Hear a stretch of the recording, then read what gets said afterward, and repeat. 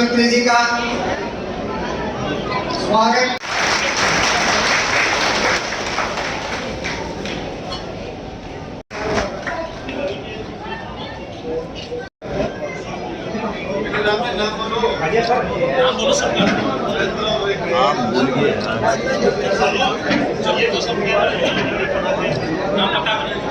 श्री पुरुषोत्तम जी ward 11 से पार्षद हैं, उनकी पूरी टीम दल बल सहित भाजपा में शामिल हुई। एक बार सारे खड़े भी हो जाए वार्ड 11 वाले, पूरी टीम अपने अपने स्थान पे, ताकि पता लग जाए कि कितने आ गए।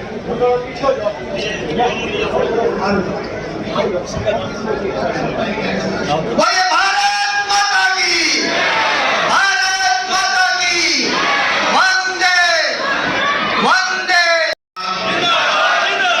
भारतीय जनता पार्टी जिंदाबाद। आज हम सारे जो भारतीय जनता पार्टी ने पूरे देश में एक अभियान चलाया हुआ है कि हमारा जो अमृत काल चल रहा है, ये आज़ादी के 70वें साल से लेकर के 100वें साल तक का, इसके दौरान जो नरेंद्र मोदी जी के 11 साल थे सेवा, सुशासन और गरीब कल्याण के, उसकी उपलब्धियां जनता तक लेके जाए। पूरे देश में ये कार्यक्रम चल रहा है और राजनीतिक पार्टियां जो जनता के हित के काम करती हैं, वो जनता तक पहुंचाने का काम कार्यकर्ता पार्टी के करते हैं। सारे बड़े नेता हों, छोटे नेता हों, लोकसभा स्तर पर, विधानसभा स्तर पर, जिला स्तर पर और आखिर में मंडल के बाद गांव की चौपाल तक इस बात को लेके जाना है और लोगों को समझाना है कि क्या हमारी उपलब्धियां रही हैं, क्या हमारे आगे का एजेंडा है और क्या चुनौतियां। मोदी जी ने एक विजन दिया है कि 2047 तक, आज से 20-22 साल बाद तक हमने अपने देश को एक विकसित भारत बनाना है। अब ये विकसित भारत का एक शब्द है, बहुत सारे लोग कहेंगे भाई इसमें हमें क्या मिला।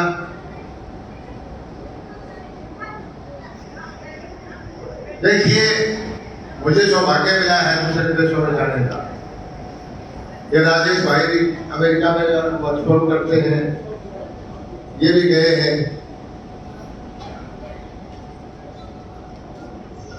इन्होंने देखा है कि हमारे देश में अब जो विकसित देश है उसमें क्या फर्क है।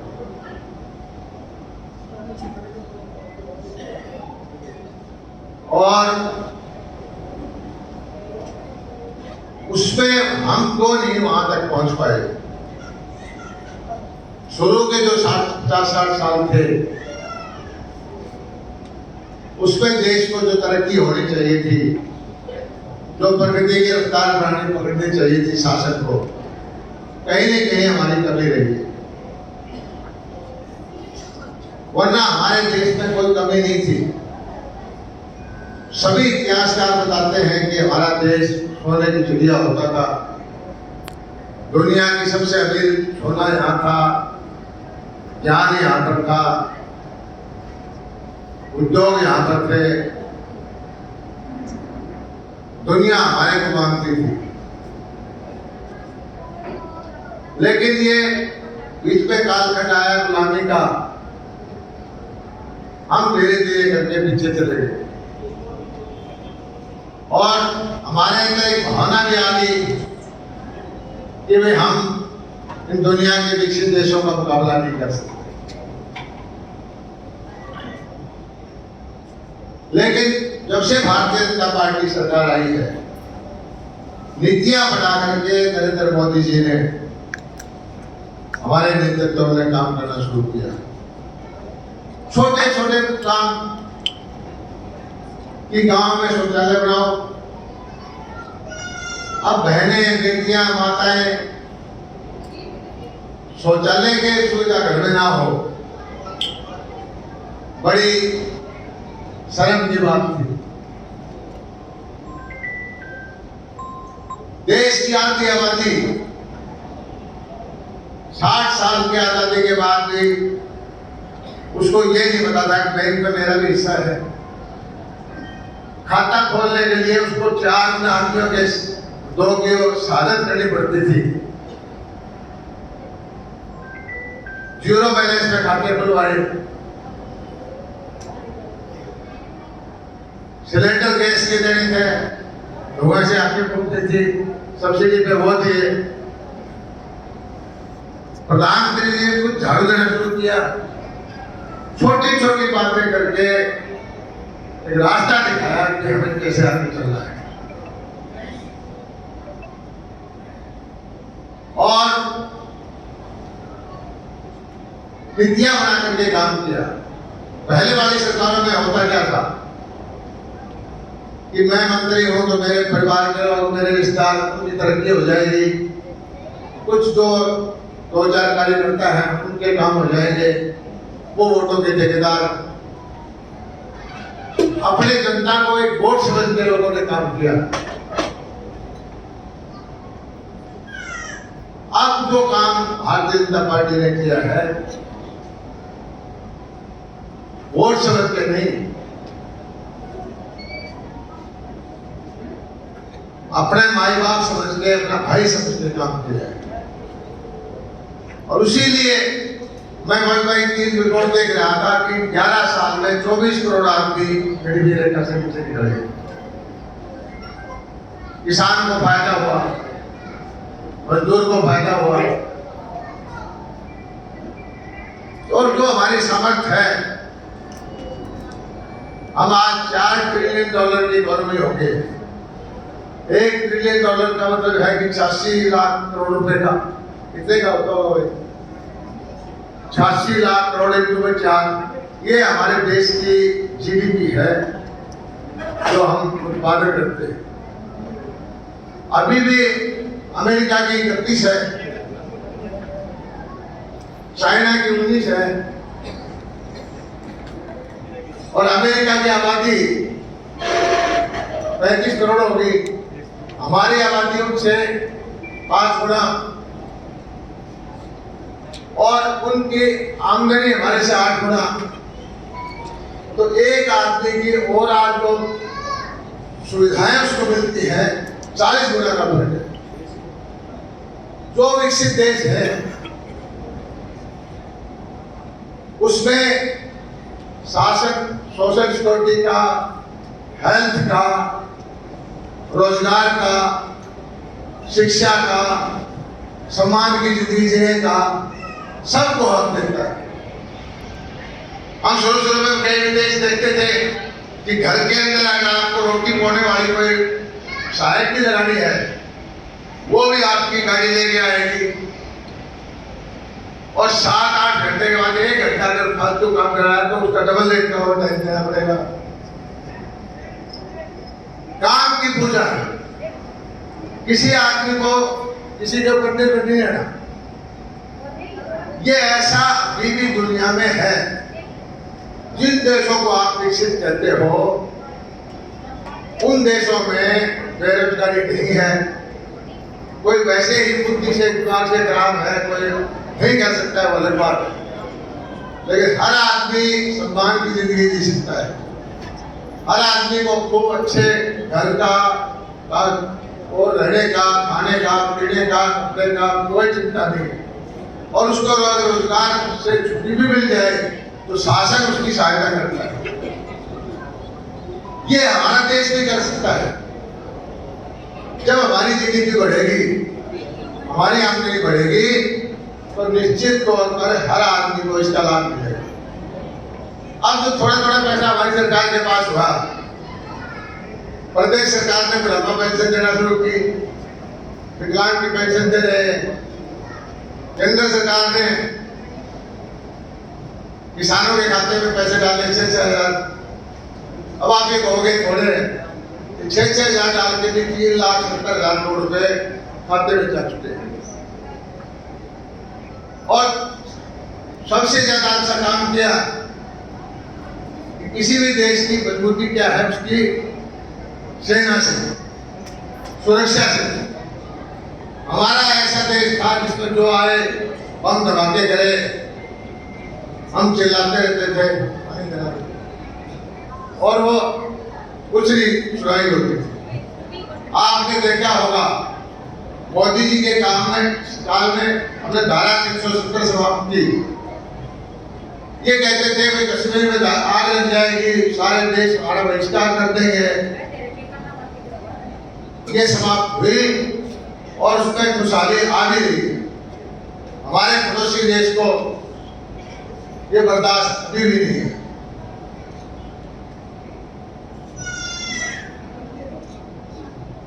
उसने 3 बार घटनाएं की है, तीनों बार हमारी सेना ने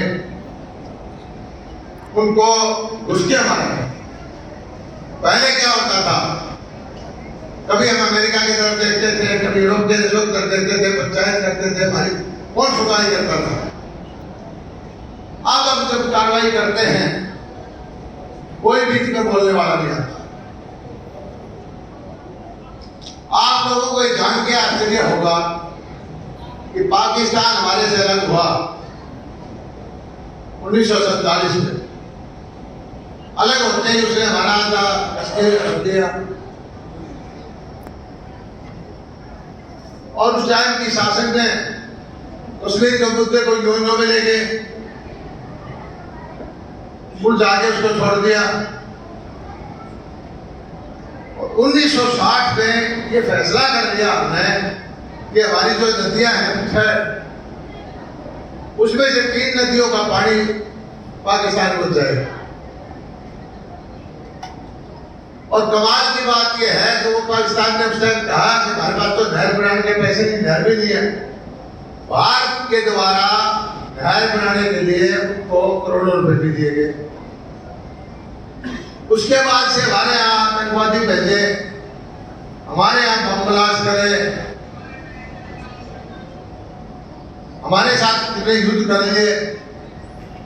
किसी शासन में ये हिम्मत नहीं हुई ये कह दे तुम्हारा पानी बंद कर देंगे। डरते थे दुनिया पता नहीं क्या कर देगी। भाई सक्षम में ताकतवर का दुनिया कुछ नहीं करती।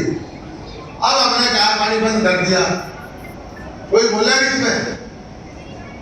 सब देशों को अपना अपना स्वार्थ अपना मतलब है। और ये सच्चाई ये है, ये पानी बंद हो जाएगा तो पाकिस्तान बर्बाद हो जाएगा। और ये पानी बंद टाइम तो लगेगा, 1-2 साल लगेगा इस पर जाने में, क्योंकि नहर टनल बनानी पड़ेगी, नहर तोड़नी पड़ेगी, बहुत दूर वहां लेह लद्दाख से लेकर देश को इधर जाना पड़ेगा। और ये पानी हमारे राजस्थान में, हरियाणा में, पंजाब में लाखों एकड़ जमीन को पानी मिलेगा। जो इन्होंने ये घटना की, 3 बार घर में घुस के इनके मारा। ये कोई छोटी बात नहीं है। अगले के आतंकवादी मारे, उसके बाद उन्होंने छेड़खानी की, उनके हवाई नष्ट किए, हमें डराते रहते थे कि एटम बम है, एटम बम है, एटम बम है।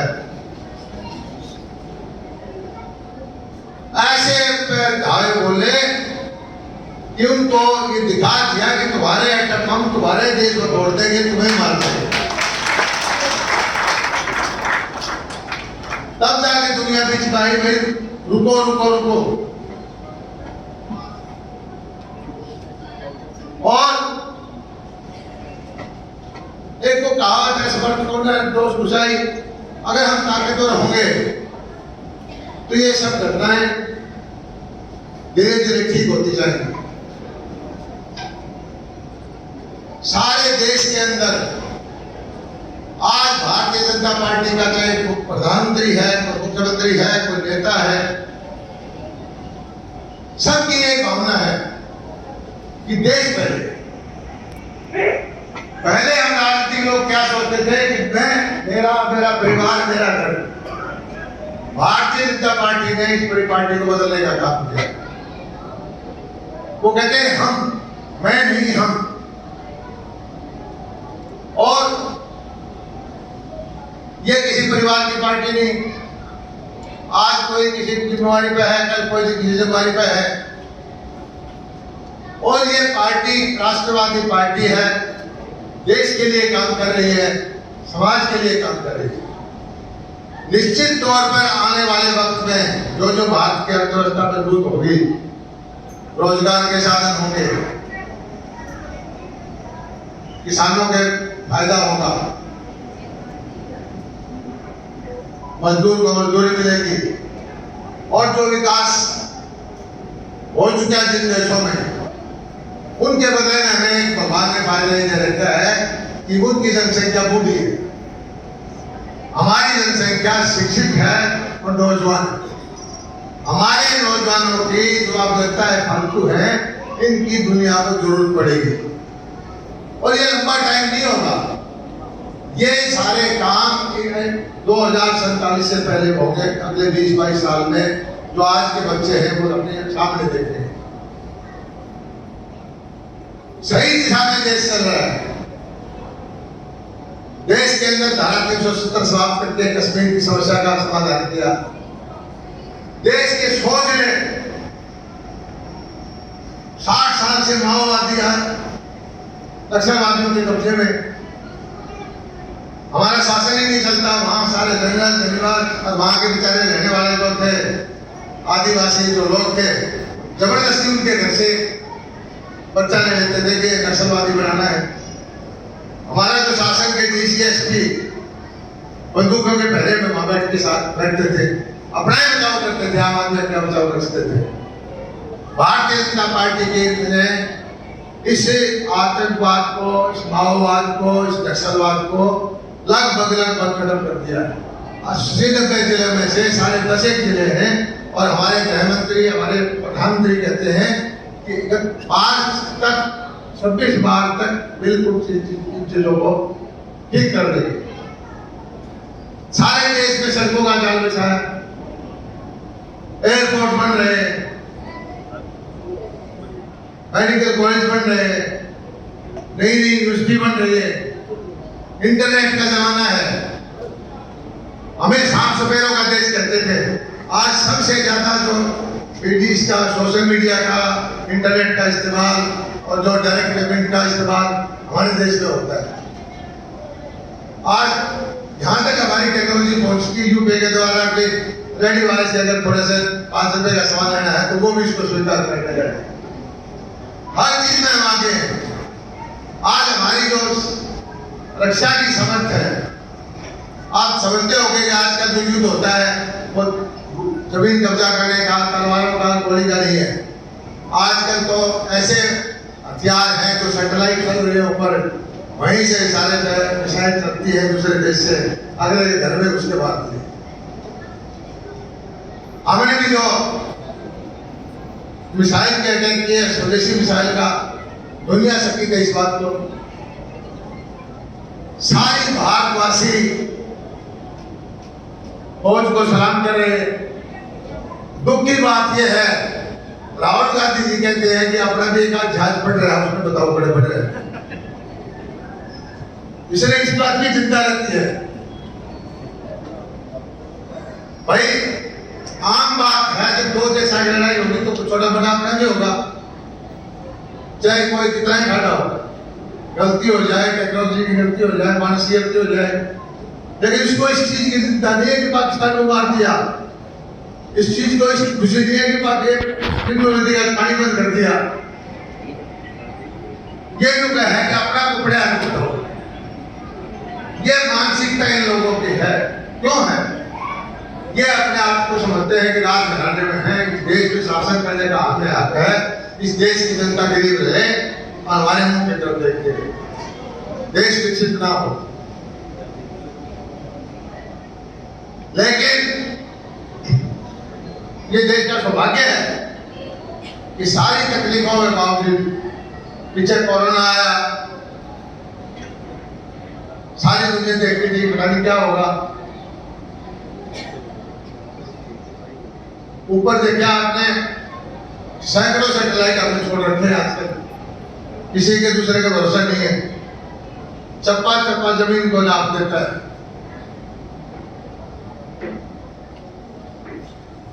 हर दिशा में ठीक प्रगति हो रही। आलीशान घर मकान को छोड़कर मंडियों में घूमते रहे और एक बार कोरोना नहीं हुआ, एक बार नहीं हुआ, दो बार नहीं हुआ, 3 बार कोरोना दलाल साहब को हुआ। ऐसे शख्स, ऐसे नुमाइंदे, हम तो सौभाग्यशाली हैं, हम तो तकदीर वाले हैं जो इस तरह के नुमाइंदे हमें मिले। और साथियों, और तो छोड़ो, बहुत समय के बाद में पाकिस्तान से टिड्डियां चली और जब टिड्डी किसान के खेतों में लगा किए बैठेगी और किसान की फसल को बर्बाद करेगी, तब गुड़गांव में अपने घर को छोड़कर रात को 1 बजे किसानों के बीच खड़े थे कि टिड्डियां लोहारू विधानसभा क्षेत्र के किसी किसान के खेत में बैठ ना जाए। उसका फायदा हमने कितना दिया कितना नहीं दिया मुझे मालूम नहीं, लेकिन एक नुकसान इनको हुआ। राजेश केडिया जी, लोहारू